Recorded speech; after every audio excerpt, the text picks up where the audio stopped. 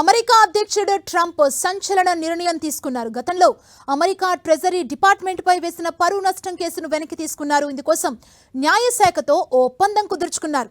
ఈ కేసును వెనక్కి తీసుకుంటున్నందుకు గాను యుఎస్ న్యాయశాఖకి $1.7 బిలియన్ ని చెల్లించేందుకు అంగీకరించారు.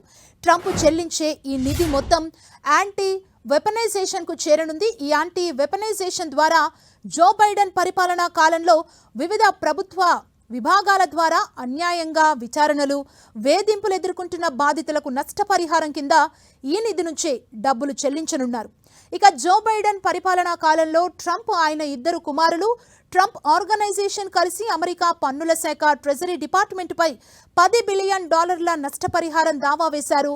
ట్రంప్ గతంలో అధ్యక్షుడిగా ఉన్న కాలంలో ఆయన వ్యక్తిగత పన్ను వివరాలను ఐఆర్ఎస్ అంటే అమెరికా పన్నుల శాఖ కాంట్రాక్టర్ ఒకరు చట్ట విరుద్ధంగా మీడియాకు లీక్ చేశారని, దీనివల్ల తమ ప్రతిష్టకు, వ్యాపారానికి భారీగా నష్టం వాటిల్లిందని ట్రంప్ ఆరోపిస్తూ కేసు దాఖలు చేశారు. తాజాగా ఈ కేసును ఉపసంహరించుకునేందుకు ట్రంప్ అమెరికా న్యాయశాఖతో డీల్ కుదుర్చుకున్నారు. అందుకోసం ఆయన $1.7 బిలియన్ ని చెల్లించేందుకు అంగీకరించారు. ఈ నిధిని యాంటీ వెపనైజేషన్ కు చెల్లించనున్నారు. అయితే ట్రంప్ ఏర్పాటు చేసిన ఈ యాంటీ వెపనైజేషన్ ని అక్కడి డెమోక్రాట్లు, పలువురు నిపుణులు తీవ్రంగా వ్యతిరేకిస్తున్నారు. ట్రంప్ తన మద్దతుదారులకు లాభం చేకూర్చేందుకు ఈ ఫండ్ను ఏర్పాటు చేస్తున్నారంటూ మండిపడుతున్నారు.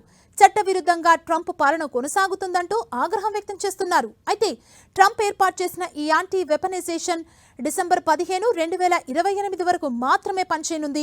దీంతో ఈ యాంటీ వెపనైజేషన్ ని డెమోక్రాట్లు తీవ్రంగా వ్యతిరేకిస్తున్నారు. ట్రంప్ తన సొంత ప్రభుత్వంపైనే తానే కేసు వేసి తానే సెటిల్ చేసుకుని తన మద్దతుదారులకు, స్నేహితులకు యాంటీ వెపనైజేషన్ డబ్బును పంచిపెట్టేందుకు సిద్ధమయ్యారని డెమోక్రాట్లు ఆరోపిస్తున్నారు. 2021లో అమెరికా పార్లమెంటుపై జరిగిన దాడి కేసులో శిక్ష అనుభవించి ట్రంప్ ద్వారా క్షమాభిక్ష పొందిన దాదాపు 1500 మందికి కూడా ఈ నిధి ద్వారా లబ్ధి పొందే అవకాశం ఉంది. దీంతో డెమోక్రాట్లు సహా పలువురు ట్రంప్ నిర్ణయాన్ని తీవ్రంగా వ్యతిరేకిస్తున్నారు.